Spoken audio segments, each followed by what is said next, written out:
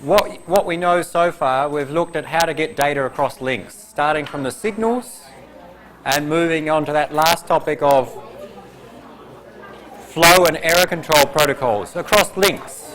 We're mainly dealing with an individual link. Okay? What we need to do today is go through the first topic on multiplexing. You'll have a chance to look at the answers for the quiz, and we may discuss some of the quiz questions tomorrow in the lecture, but today we need to go through these topics. You know how to get data across links.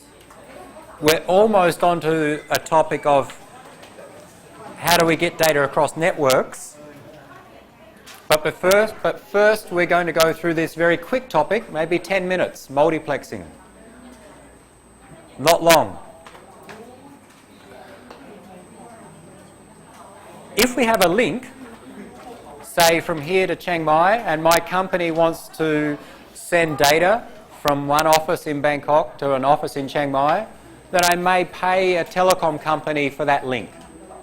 Pay them per month to access their link. They have a cable going from one office in Bangkok to another one in Chiang Mai. And I pay for some data rate, say 1 megabit per second, for example. If another company wants to also have their own link from Bangkok to Chiang Mai, and they have a desired data rate, then they could pay a telecom company as well. What makes sense is if that telecommunications company, which is providing two links to two different companies, is to have one physical link and allow the data from both companies to go across that one link. And that's the basic concept of multiplexing. Take the data from multiple users and combine it and send it across a single link. So it's a very simple concept, and it allows us to more efficiently utilize a link. So because the problem is if company A has its own link and company B has its own link, if they're not sending data all the time, then those links can be inefficiently utilized. Company A pays for 1 megabit per second, but only uses it half of the time, then in effect they're wasting half of their money. So because we're not always transmitting data all the time, it can be more efficient to use one link. We almost have some volunteers to come up the front. We have one now, up the front. I know you're discussing stop and wait, but it'll be much easier for other people if you come up. Do you want to both come up the front? Come and join us up the front. Quick. One or both? No, not both of you, because you'll talk to each other. One of you. Can you come? Okay. Here is okay. Here is okay. We will discuss the quiz tomorrow.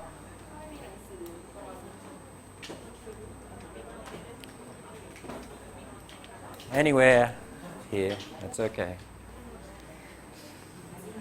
If we have two links and the stations do not fully utilize those links, then that's wasteful. So the idea is to have, or to allow the data from multiple transmitters, from multiple transmitting stations, to share one link, i.e. multiplexing. It's commonly used for long distance communications, say between cities, between countries, in wide area networks. You'll see sometimes reference to multiple access, and that's referring to technologies where we have multiple users using a shared medium. We're still talking about a point-to-point link. We have a transmitter and a receiver and a single point-to-point link. Multiplexing allows the data from multiple users to be sent across that same link. Multiple access allows multiple users to access a shared link, a point-to-multipoint link. We're not talking about multiple access. That's described in the textbook if you want to know about that. The idea is to make more efficient use of the link. If we have a link of one, if company A buys a link for 1 megabit per second, but only uses half of it because they're only transmitting some of the time, then they're really only using 500 kilobits per second. And if company B has a link of, they pay for 1 megabit per second and only use, say, a third of that, then they only need 330 kilobits per second. So it makes more sense to have one link at, say, 1 megabit per second that can carry the data of both of those users. And that can be more efficient for the users in the end. And this is sort of what I've started to draw here. We have one link, and we have the data from n inputs, or n users of that link. The user doesn't have to be an individual human. It can be a company or a set of computers. So the data comes in from one source and from different inputs, and a multiplexer takes all that input data or input signals and combines them together in some way and sends them together across a single link. And at the receiver, it demultiplexes. It takes what's received and sends it to the appropriate destination. So, for example, this input line may be allocated for company A, and the output line would be also for company A. So we have multiple companies sharing the one link. When company A transmits data, it comes in, and company B may be transmitting at the same time. It comes in, the multiplexer combines that into a signal which is sent across one link. And the demultiplexer splits it. It sends the part of the signal or part of the data that was destined for company A to this output and to company B on the second output. That's the idea. It can be more cost effective of sharing this link amongst multiple users than having separate links for all users. Two basic ways to split that link between multiple users. Divide by frequency or divide by time. So we get frequency division multiplexing or time division multiplexing. And the very basic concept is that, okay, on this link we need to send a signal. We know signals can be made up of multiple frequency components. The idea with frequency division multiplexing is that if we have n users who want to transmit at the same time, they all transmit on different frequencies. Company A transmits on frequency 1, company B on frequency 2, company C on frequency 3, and so on. All across the same link at the same time. The demultiplexer at the receiver, anything received on frequency A, or frequency 1, goes to company A. Anything received on frequency 2 goes to company B, and so on.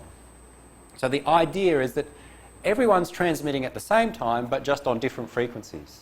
And if we separate the frequencies correctly, they will not interfere with each other, and the demultiplexer can make sense of what's received. This diagram tries to show that in that at the same time, so this dimension is time, everyone's transmitting, but they're using different frequencies. Frequency 1 through to frequency 6 in this example. And sometimes, and those different frequencies that different users transmit with are called channels. And you know this concept in terms of television distribution. Television is sent across the one link from the transmitter to your home, but multiple channels are transmitted at the same time. Same with radio. So we have this concept applied there. The alternative is time division multiplexing. With frequency division multiplexing, everyone transmits a signal at the same time on different frequencies. In time division multiplexing, everyone uses the same frequency but transmit at different times. Part of the first portion of transmission is for user 1, and then user 2 transmits, and then user 3, and then user 4, and then eventually we come back, in this example, user 1, 2, 3, 4, 5, 6, and then user 1 transmits their data. 2, 3, 4, 5, 6, and so on. So you take in turns transmitting your data. That's time division multiplexing. And there are different trade-offs with each of them, and they're used in different practical applications. Some example technologies where multiplexing is used. Frequency division multiplexing is used in TV distribution, broadcast, cable TV, radio. We have different channels for different types of transmissions which are all transmitted at the same time. Telecommunication networks which were built to carry phone calls across countries, between countries, across cities, and now also carry data, not just phone calls, but internet data and so on. Some of the long distance systems use frequency division multiplexing. Optical fibre, where we transmit light across some glass or plastic fibre, uses frequency division multiplexing, although it's referred to as wavelength division multiplexing. We transmit light signals at different frequencies across that glass fibre, and they represent different sets of data. Your home internet connection, ADSL, uses frequency division multiplexing. And here are some examples of time division multiplexing. I'll show you some slides of these. So many of the digital transmission systems used by telecommunication companies today use time division multiplexing as well.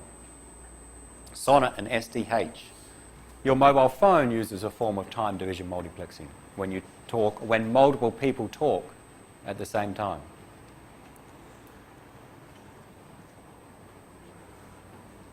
And that's our very quick overview of multiplexing.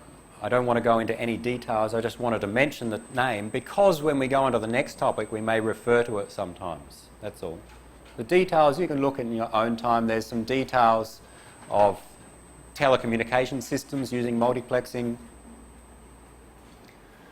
When a company like, or an organisation like SIT goes and pays for a link for our internet access, then some of the technologies we may select from, we may pay per month for a particular data rate, and they are referred to as what's called the T hierarchy or the E hierarchy for the US and the European style, where you pay for a link which is at a certain data rate, say a 2 megabit per second link. Or if that's not fast enough, then you can go the next one up, say an 8 megabit per second link. And these are technologies provided normally by telecom companies to lease on a monthly basis for data access. So they all use multiplexing, time division multiplexing. So you may have heard me in some examples refer to things like PDH and SDH. It's referring to these technologies that make use of multiplexing, that's all. And links between cities and countries now have gone up to higher speeds using optical fibre, and one of the two variants are SONET and SDH. So links between Thailand and other countries may be using these technologies. And you can see the data rates are going from hundreds of megabits per second up to 2.5, 10 gigabits per second, 40 gigabits per second. So these are the types of technologies used in links between countries. And that's it. So I said it's going to be very quick. The main point is multiplexing allows multiple users to send their data across one link. Frequency division multiplexing allows them to send at the same time but with different frequencies. Time division multiplexing allows the users to send with the same frequency but they take in turns at different times.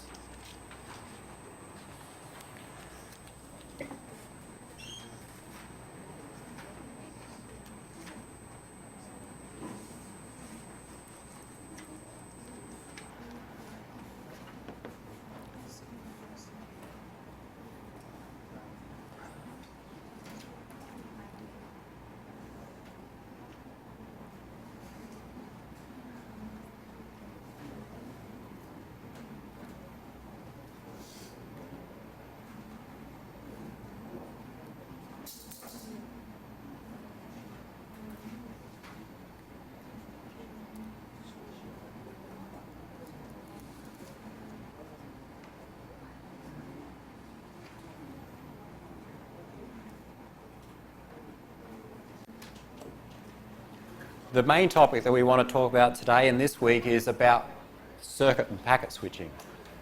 In fact, we're finished in terms of links now. We're now moving up to, okay, if we have one link from one computer to another, that's not going to help us if I want to communicate across a distance that that link cannot support. So if I have a cable from my computer to a device downstairs, a router, I want to communicate with someone in the US. I need to communicate across multiple links, across a network. So from now on, we're going to talk about how do we communicate across networks, a set of links. And the first thing we'll talk about is packet and circuit switching. So first we'll introduce what is switching in terms of communication networks, what is a network, and we'll go through both or two different types, circuit and packet switching, and then compare them at the end. So we've looked so far at sending data across a link. Now we're going to look at how do we use networks to interconnect many devices and using multiple links. And the basic approach used is what's called switched communication networks. We have a network which uses a concept of switching.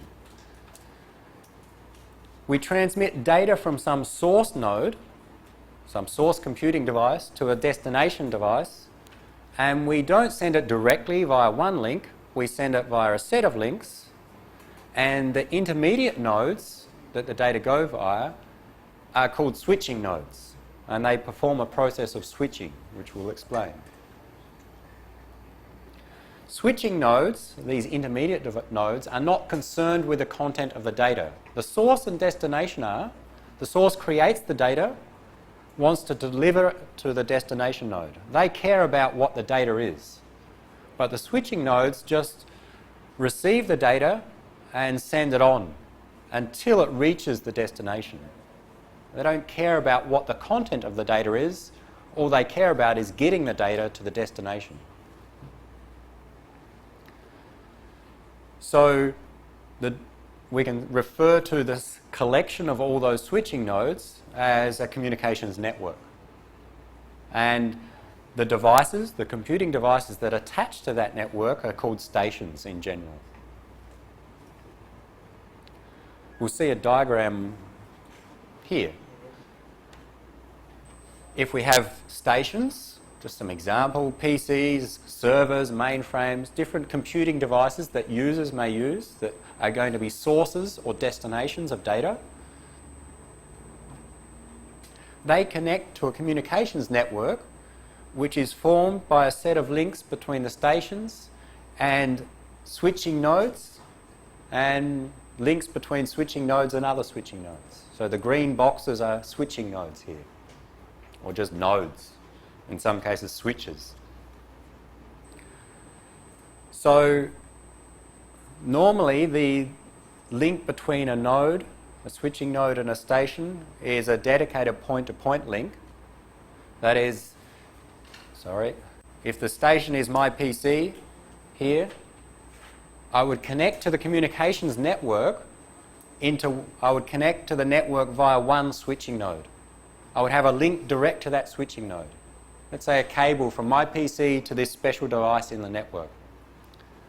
And that link is normally dedicated for my computer. Whatever's sent across that is only between my computer and the network. No one else shares it.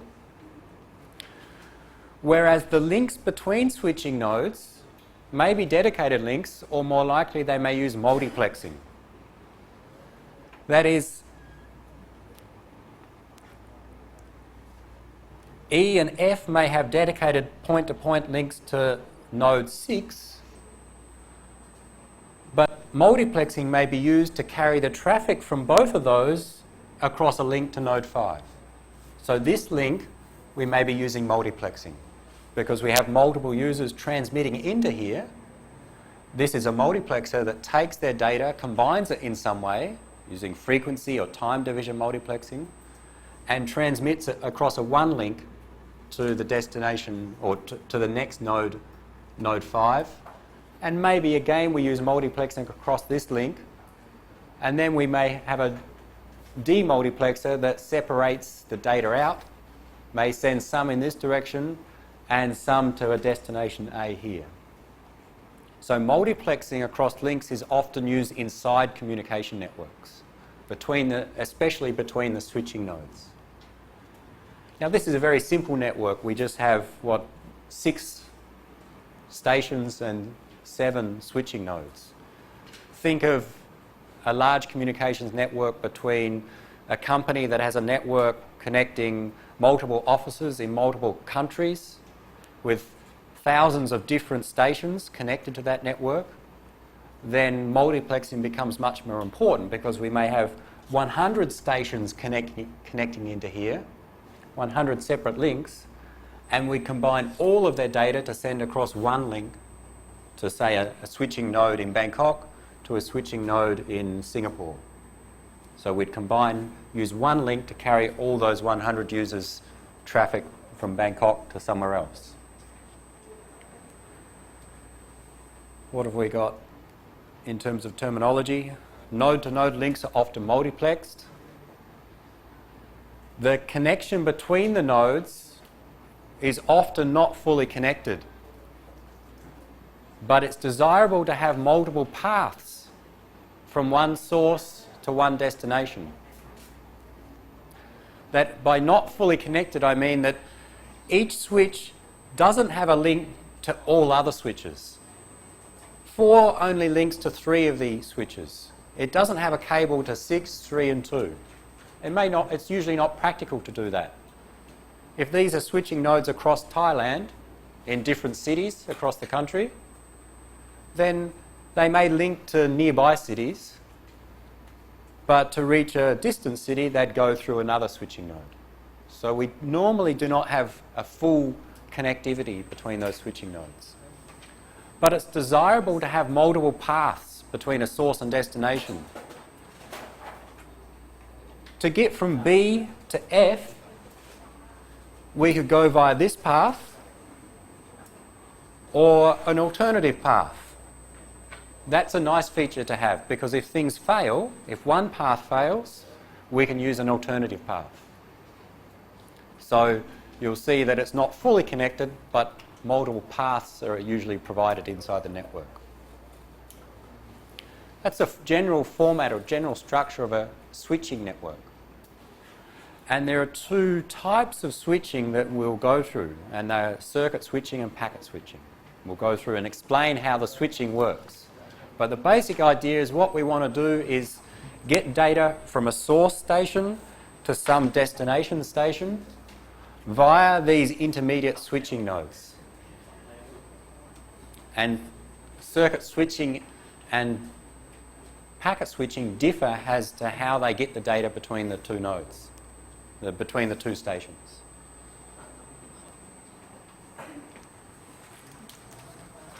Very simple so far. A network is made up of switching nodes and stations attached to that network.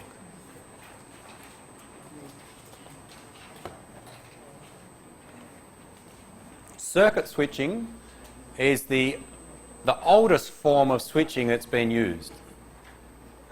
And this is the old style circuit switch. So what do these switching nodes do? The green boxes. Well, in a telephone network, which uses circuit switching, this is an example of a switching node. In the old-style telephone networks, when you make a phone call, you pick up your phone, and your phone has a link to a switching node, a telephone exchange. And you tell the operator who you want to talk to, and they will connect your link into the destination's link. So what the operator does is one of these ports is for your link, and you tell them you want to talk to Mr. Jones, and they would take a cable and connect from your port to Mr. Jones' port, so that effectively you have a link from the source all the way to the destination. So that's an example of a circuit switch, one of those switching nodes using circuit switching. Of course, now they are computerized, but do essentially the same thing. Circuit switches are just computing devices that perform this process of connecting the endpoints together to create some circuit between source and destination. So with circuit switching, what we do is we create some dedicated path between the source and destination stations through a set of switching nodes. And the path is a sequence or a set of links.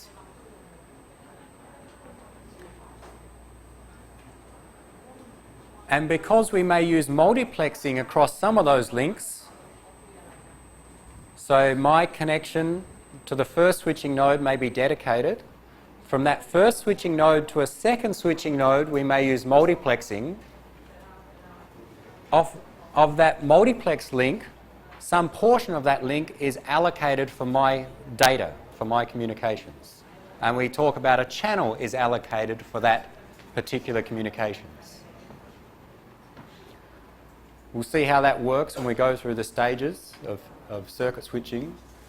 So with circuit switching, what we need to do is before we communicate, we establish a circuit, a connection from source to the destination.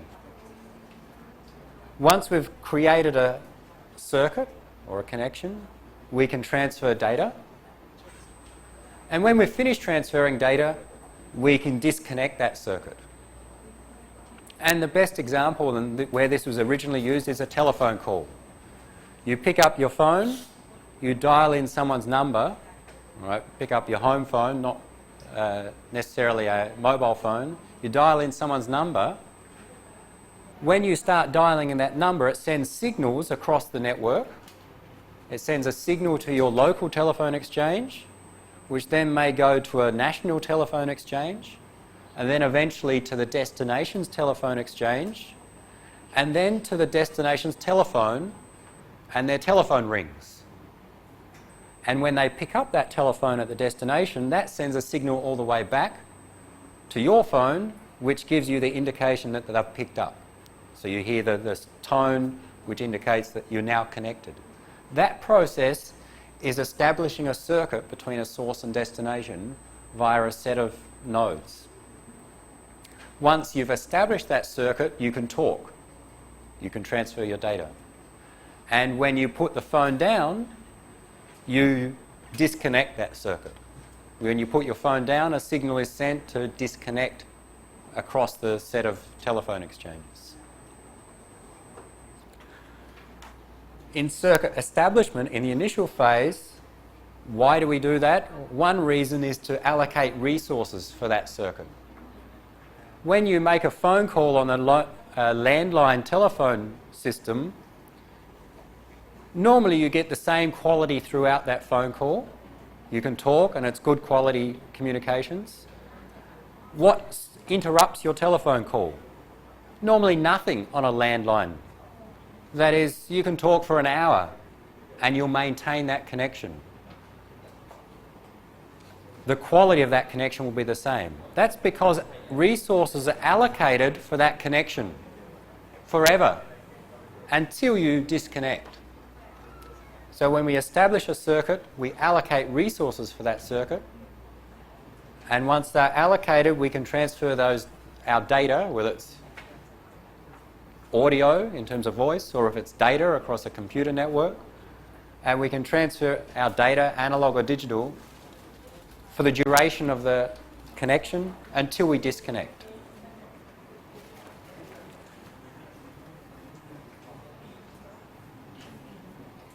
Before we discuss this, let's just give some examples. Coming back to our telephone network, a typical structure of a telephone network is it's hierarchical. In some area, there's a local telephone exchange or an end office, and maybe in a city there may be an intermediate or a citywide exchange, and in a country, multiple countrywide exchanges, and then connect to other countries, they have a similar structure. So if you want to make a phone call to someone who's on the same telephone exchange or same end office as you have a cable from your telephone line or from your telephone into the local telephone exchange here. So does the other person. when you pick up your phone and dial in the telephone number of B, then the end office or telephone exchange here goes to work and connects your line to B's line. That's the circuit establishment phase. You can think of it as creating a physical connection, a circuit. This is a cable going in, and then there's another cable that connects the two together. Like the telephone operator would do, is plug two connectors into the two lines. And the same as a digital circuit switch, it just connects them in a digital manner. So if you want to communicate with B, you can create a circuit via the local telephone exchange. If you want to communicate with D, who are not attached to your local exchange, they're some other part of the city, then you create a connection. Let's say if we're C, we create a connection to our local exchange, and that local exchange recognises that user D is not on our exchange, therefore we need to go to some higher level or intermediate telephone exchange. Maybe this is the exchange that covers all of Bangkok. This is the exchange that covers locally around this area, and this covers around Rangsit, for example. If we make a connection, then we use a link that goes from the local exchange into the intermediate telephone exchange, probably using multiplexing. This one link can not only carry the data from our telephone call, it can also carry the data from many other users' telephone calls. It's a multiplex link. And then this exchange realizes that the phone call is to a destination at this exchange, so connects these two links together, and then the local exchange at the receiver connects to the destination D. And now when we talk, we create our analog signal. It traverses all the way through this office, along this line and back, until that signal is received by the destination D. From user C and user D's perspective, it's as if they have a link directly between each other. There's not. There's 4 different links here, 4 different cables, and 3 intermediate devices. But once the connection is established, it's as if they have a direct line between each other. That's the idea of circuit switching. You connect them, and then they can transfer data, and that data flows through as if we have one long link connecting them. So it's very simple from the data transfer perspective. And when one of them hangs up the phone, if D hangs up the phone, then it sends a signal to the local office here. This disconnects, it no longer connects here to here, sends a signal to here which will disconnect and then send a signal and eventually disconnect, and you'll get a signal at C, at telephone C, saying that the other person has hung up, or a tone to indicate that.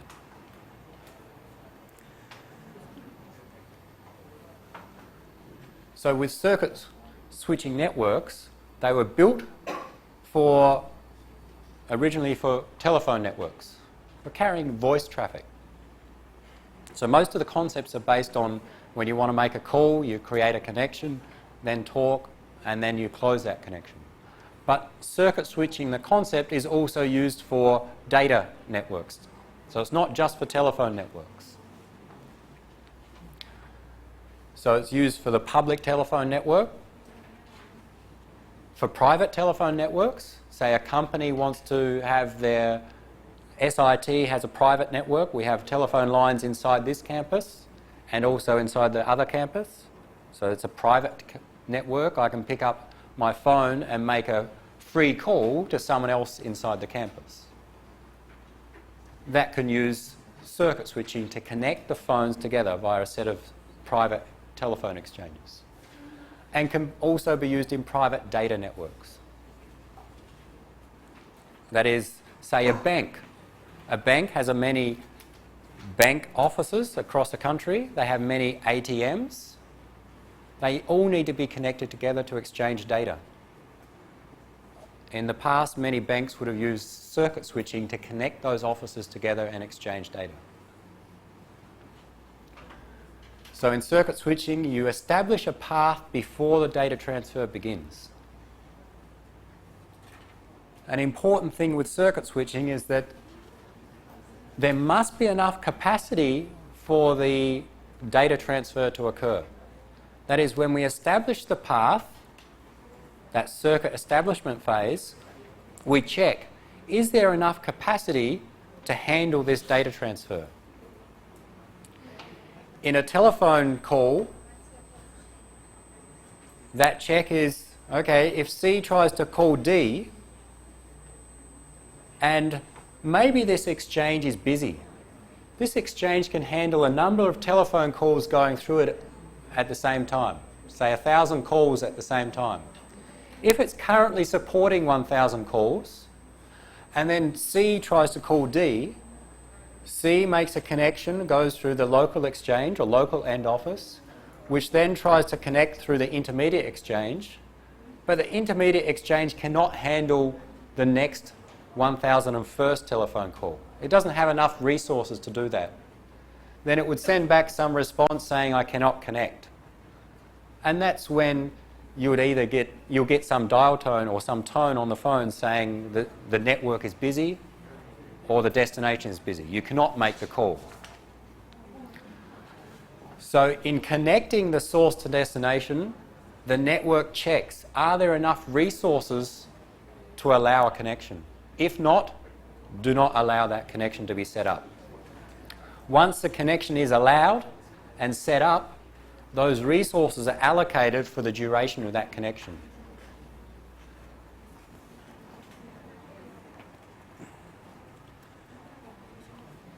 Another example, not much different than the previous one, except we now have multiple telephone exchanges between a source and a destination. In this case, the destination may be a digital phone. But basically we connect into a local end office or a local exchange, connects to intermediate exchange and so on until they create a connection to the destination.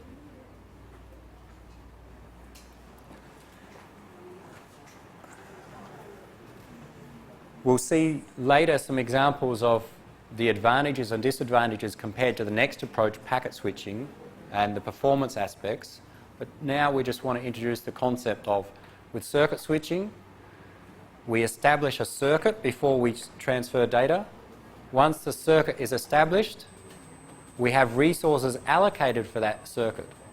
In a telephone call, the resources may be the connections between the offices, between the exchanges. In data transfer, that resources may be some allocation of bandwidth. Let's say my bank, or a bank, an ATM needs to connect back to the main office, and it uses circuit switching. And it needs to transfer all the transactions over the past 24 hours back to the main office. So it wants to be allocated a data rate of 1 megabit per second, so it can transfer everything within time. So it will try to set up a connection from the ATM all the way through a circuit switch network back to the main office in Bangkok, and each of the intermediate switching nodes, each of the intermediate circuit switches would check, can I support 1 megabit per second at this point in time? If yes, it would accept that connection. If one of the switches says no, I don't have 1 megabit per second to allocate to this new connection across my link, then it would reject that connection. We would not set up the connection. So there must be enough resources available for that connection to be set up. Once the connection is set up, those resources are allocated for that connection and that connection only. Let's draw an example of that.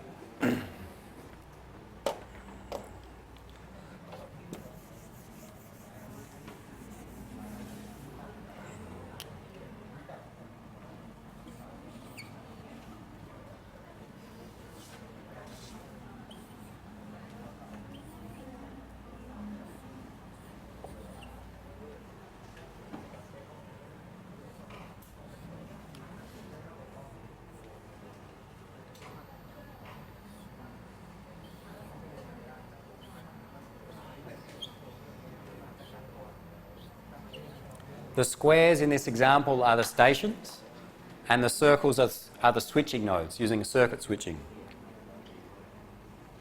And considering we're looking at data transfer. So these are computers that before they can transfer data between each other, they have to establish a circuit. Actually, let's create another one so we have a different destination.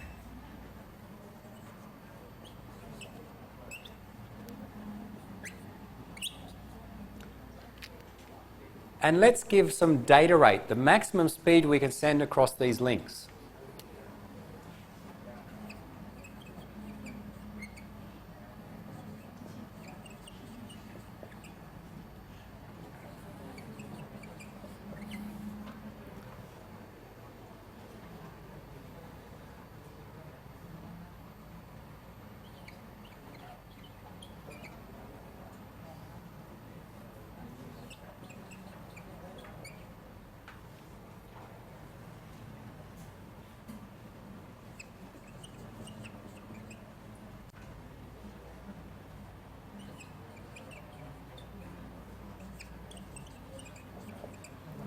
These are the data rates for each of the links. Just a simple example. Let's say first source A wants to communicate with D. And it wants to transfer at a data rate of 2 megabits per second. That is, A wants to be able to transfer data to D at a rate of 2 megabits per second. That's what it requires for the system to work. So it establishes a link between A and D. We can think that it sends some special request to establish a link. Send a request to the first node.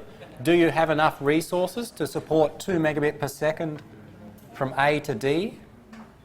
This node looks at its internal memory and buffer capacity, and it looks at the output link. It knows that the output link supports 5 megabits per second. No one is currently using it. A has requested 2 megabits per second, so yes, I have enough capacity. I have a maximum of 5. Someone has requested to use 2 of those 5 megabits per second. We'll accept that. So it sends on the request to the next node, which does the same, checks. This link to reach D has a capacity of 2 megabits per second. A has requested 2 megabits per second. Okay, we can support that. And eventually the request, we can think of this as a request to establish the circuit, reaches D. If D is happy to communicate with A, then it would send back some response and our circuit would be set up.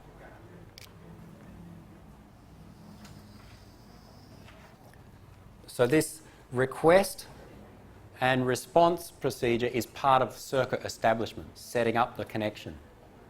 If that's successful, and it was, A can now transfer data to D at 2 megabits per second. It can send it 2 megabits per second. As the data arrives here, it'll be sent across this link at 2 megabits per second, or using multiplexing, and so on until it reaches D, for the duration of the connection. Now, at the same time in our network, C comes along, and C wants to create a connection to E at 2 megabits per second. C wants to transfer data to E, so they try to set up a connection. Send a request to their local switching node. Does this have enough resources? Yes, it has a link here of 3 megabits per second. They're requesting only 2. We can support that. Sends the request on to the next switching node. Checks, does it have enough resources? No, it doesn't. This output link supports only 2 megabits per second. Currently, someone is already using that. And this node must record and know that. It knows because previously there was a connect request. Someone requested 2 megabits per second. We know the data rate is 2 megabits per second. So someone is using the full data rate at this point in time. when this request reaches this switching node, it would send back a negative response saying, no, you cannot establish your connection. The connection would be disallowed. That is, there's no connection from source to destination in this case, because we allocate those resources for a connection and no one else can use those resources. So this resource of 2 megabits per second is allocated always to this connection between A and D. No one else can take over that while this connection is up and running. If sometime later A disconnects from from D, they terminate the connection, then the resources would be available again. That is, A would tell the intermediate nodes, we want to disconnect now, we have no more data to transfer, and this node would know now, okay, we have 2 megabit per second link here, no one's using it at this point in time, so we have 2 megabits per second available. So once they disconnect, then potentially a connection can happen from C to E. But while that resource is in use, no one else can get access to that.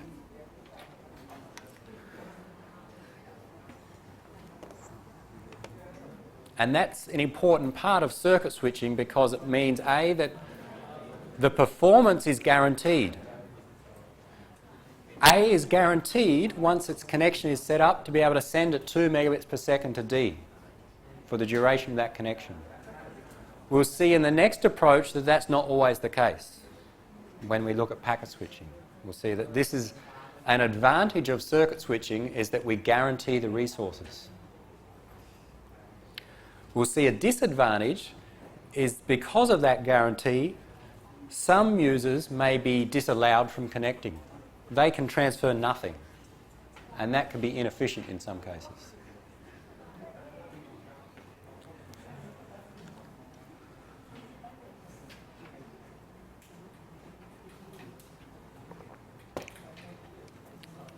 And these will make a bit more sense when we compare them to packet switching, the next approach. But with circuit switching, we reserve resources for the duration of the connection. Those resources may be the capacity of the links. In this case, we reserve capacity of the links. It may be resources inside the switches themselves. These are computing devices. They have circuitry, they have a CPU, they have memory. They are resources that need to be reserved for this connection. The problem arises if A reserves 2 megabits per second, but it turns out they do not use all of that. A is transferring data at 2 megabits per second, they have a connection, and then because it's an application here, some software, it stops sending data. The connection is still set up, but at some point in time they're not sending any data. Let's say for 1 minute they're sending nothing. Then that's inefficient because for that 1 minute we've got the connection set up, there's being no data sent across the network. Potentially this other connection could have been established for that 1 minute, allowing the C to transfer data to E. But that's not allowed with circuit switching. If we establish a connection, those resources are reserved and allocated for that connection only. Even if they're not in use, no one else can use them. So it's good for A and D. They can transfer at the 2 megabits per second whenever they want.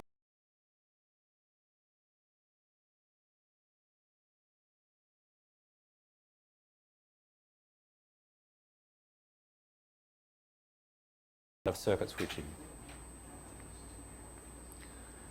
It's good in terms of quality. The data rate of 2 megabits per second is guaranteed from A to D. Imagine you have a guaranteed link from your computer to the YouTube web server. Whenever you view a video, guaranteed to be smooth playback of that video all the time. There's not going to be any jitter and pausing, no delays in starting the video. It's guaranteed performance.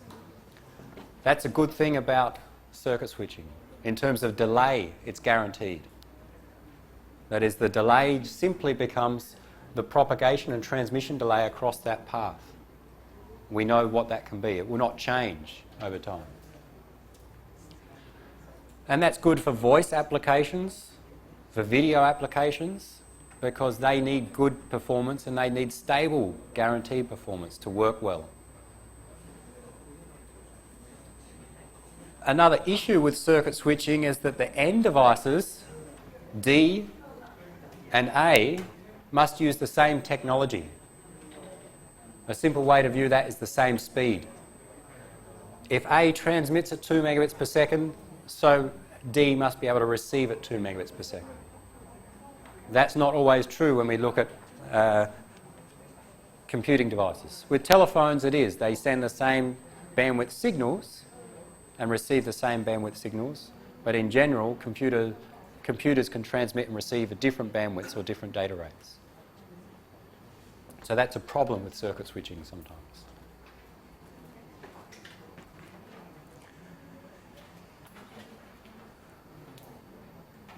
The alternative is packet switching.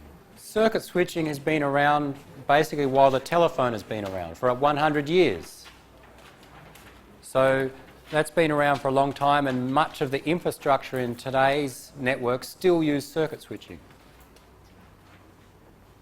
Packet switching is a technology developed maybe 30, 40, maximum 50 years ago that was an alternative to circuit switching. The idea is that we break our data that we want to get from source to destination into packets. We divide it into smaller chunks and we send those packets one at a time across the network. And the switching devices forward those packets in a particular direction until they reach the destination. With circuit switching, the data to go from A to D is just treated as a long sequence of bits, if we've got digital data, or as some analog signal. We don't break it into individual packets. With packet switching, if we have data to go from a source to a destination, that data is broken into packets. Those packets are sent into the network, and we'll see there are two different approaches for getting those packets to the destination. We break the data into packets. We send those packets one at a time from the source into the network. The network delivers those packets eventually to the destination, which puts them back together, and we get the original data.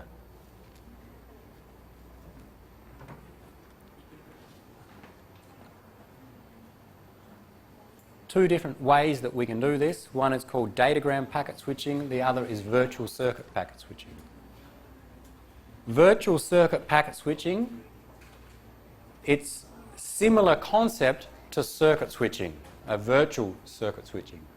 So it tries to be like circuit switching, and we'll see that we establish a connection, then we send our data as packets, and then we can close the connection,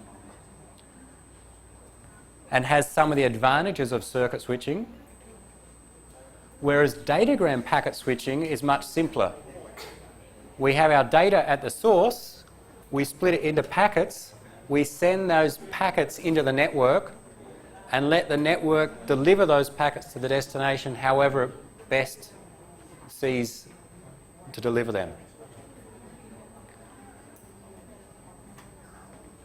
What we'll do tomorrow is go through both of those approaches for datagram and virtual circuit packet switching. So we'll stop for today. Tomorrow we'll go through those two approaches, and then we'll come back and compare the three: circuit switching, datagram packet switching, and virtual circuit packet switching. Enough for today.